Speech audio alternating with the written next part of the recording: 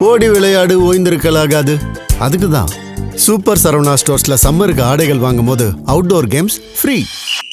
ஓடு ஆடு விளையாடு சூப்பர் சரவணா ஸ்டோர்ஸ் சம்மா கோடையை கொண்டாடலாம். வைகோ எதுக்காக மதிமுக கட்சி நடத்துறாருன்றதே தெரியல. இந்த தேர்தல்ல ஸ்டாலின் மதிமுகவுக்கு 4 தொகுதிகளை ஒதுக்கினாரு. அது பேருக்கு தான் தவிர வேற ஒன்றுத்துக்கும் இல்ல.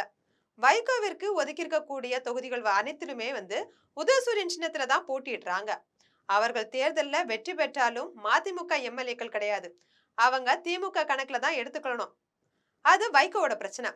இது பற்றி ஜெம் தொலைக்காட்சி வழங்கும் சிறப்பு செய்தி தொகுப்பை இப்போது காணலாம்.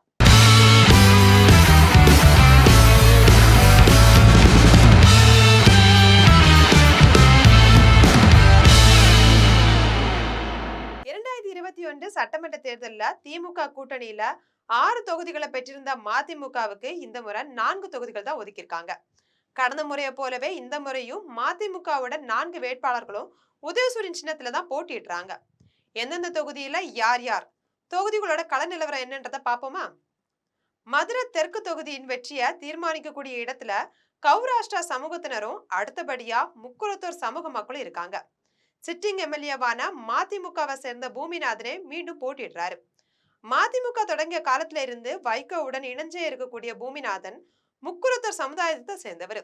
கடந்த பாராளுமன்ற தேர்தலில் மற்ற தொகுதிகளை விட மதுரை தெற்கு தொகுதியில பாஜகவுக்கு கூடுதலான வாக்கு கிடைச்சதால இந்த தொகுதியா அதிமுக கிட்ட இருந்து கேட்டு வாங்குச்சு பாஜக.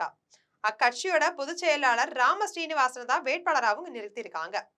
இதனால கடந்த ஓராண்டாவே சௌராஷ்டிரா சமூகம் மற்றும் முக்குளத்தூர் சமூக மக்களோட புகழ்பாட தொடங்கியிருக்காரு ராம ஸ்ரீனிவாசன்.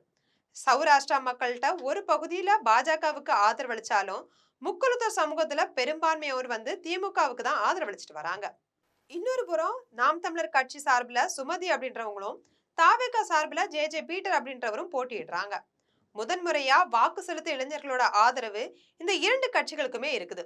இதனால மதிமுகவுக்கு சாதகமான நிலை உருவாக்கி இருக்கு. மயிலாடுதுறை மாவட்டத்துல சீர்காழி தனி தொகுதியில மதிமுகவில செந்தில் செல்வன் நிறுத்தப்பட்டிருக்காரு. அதிமுகவில முன்னாள் எம்எல்ஏ சக்தி, தாவேகாவில கோபிநாத், நாம் தமிழர் கட்சியில சுபாஷ் இவங்க எல்லாரும் வேட்பாளராக களமிறங்கியிருக்காங்க. செந்தில் செல்வன் தொகுதியில நன்கு அறிமுகமானவர் அப்படின்னாலும் மதிமுகவுக்கு தனிப்பட்ட செல்வாக்கு இல்லாதது இவருக்கு பலவீனம். கூட்டணி பலத்தை நம்பியே வலம் வந்துட்டு இருக்காரு. அதிமுக வேட்பாளர் சக்திக்கு மக்களிடையே பரிச்சயம் இருந்தாலும் சீட் கிடைக்காத கோபத்துல இருந்த முன்னாள் எம்எல்ஏ பாரதி தன்னுடைய கட்சி பதவியை ராஜினாமா செஞ்சிருக்காரு. இந்த அதிருப்தியில பாரதியோட ஆதரவாளர்களும் வேலை செய்யாம அமைதியாகிட்டாங்க. இருந்தாலும் கூட்டணி கட்சியான பாமகவில நிலவும் பிளவு போல சக்தி மைனஸ் ஆகுது. தற்போதைய நிலவரப்படி கூட்டணி கட்சிகளோட பலத்தால செந்தில் செல்வன் தான் கரை சேர்வாரு. ஈரோடு மாவட்டத்தின் மொடக்குறிச்சி தொகுதியில செந்தில்நாதன் களமிறங்கியிருக்காரு. எதிர்த்தரப்புல இந்த முறையும் தொகுதி பாஜகவுக்கே ஒதுக்கப்பட்டிருக்கு. ஆனா சிட்டிங் எம்எல்ஏ சரஸ்வதிக்கு மாறா அவருடைய மருமகள் கீர்த்திகாவை களமிறக்கிருக்கிறது தலைமை. 2021 தேர்தலில் திமுகவோட சுப்புலட்சுமி ஜெகதீசனை விட 281 வாக்குகளே அதிகம் பெற்று வென்றாரு சி சரஸ்வதி. இந்த நிலையில இந்த முறை எப்படியாவது வெற்றியை எட்டி பிடிச்சிடணும் அப்படின்ட்டு திமுக கூட்டணி நிர்வாகிகள் எல்லாம் களமாட முன் வந்திருக்காங்க. ஆனா கள நிலவரமோ கடுமையாகவே இருக்குது. செந்தில்நாதன் மதிமுகவோட மூத்த நிர்வாகிகள்ல ஒருவரா இருந்தாலும் உதயசூரியன் சின்னத்துல நிற்கிறது மட்டும்தான் அவருக்கான ஒரே சாதகமா பார்க்கப்படுது.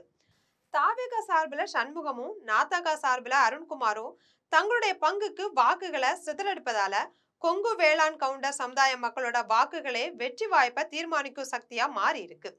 இந்த நிலையில மத பெரும்பான்மை ஆதரவு போன்ற வியூகங்கள் தேர்தல் களத்துல எடுபடுமானா அப்படின்னா இந்த தொகுதியில தாமரம் மலரே வாய்ப்புகள் அதிகம். தென்காசி மாவட்டம் கடையநல்லூர் தொகுதியில மதிமுக மாநில துணை பொதுச் செயலாளரான திமு ராஜேந்திரன் வேட்பாளராக அறிவிக்கப்பட்டிருந்தாரு. அதிமுக சார்பில் சிட்டிங் எம்எல்ஏ கிருஷ்ணமுரளி அப்படின்ற குட்டியப்பா மீண்டும் போட்டிடுறாரு. நாம் தமிழர் கட்சியில வழக்கறிஞர் அபூபக்கர் சித்திக்கு, தாவேகாவில தலைமை கழக பேச்சாளர் அப்துல் ஜலீல் ஆகியோர் போட்டிடுறாங்க. சிட்டிங் எம்எல்ஏ குட்டியப்பாவை தவிர மற்ற 3 வேட்பாளர்களும் வெளியூரை சேர்ந்தவங்க.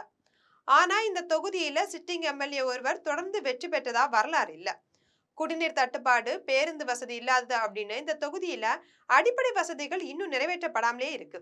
கடந்த தேர்தலில் அமமுக சார்பில் போட்டியிட்ட ஐயாதுரை பாண்டியன் 34,216 வாக்குகளை பெற்றிருந்த போதிலும் அதிமுகவே வெற்றி பெற்றுச்சு. தற்போது அதிமுகவுடன் அமமுகவும் கூட்டணியில இருப்பதால குட்டியப்பா குதிரை வேகத்துல முன்னேறிட்டு இருக்காரு. 2021 தேர்தல்ல மதிமுகவுக்கு 4 எம்எல்ஏக்கள் கிடைச்சாங்க. இப்போது அதுல பாதி கிடைச்சாலே ஆச்சரியம்தான். இது போன்ற அரசியல் செய்திகளை உடனுக்குடன் தெரிந்து கொள்ள ஜெம் தொலைக்காட்சியுடன் எப்போதும் இணைப்பில் இருங்கள்.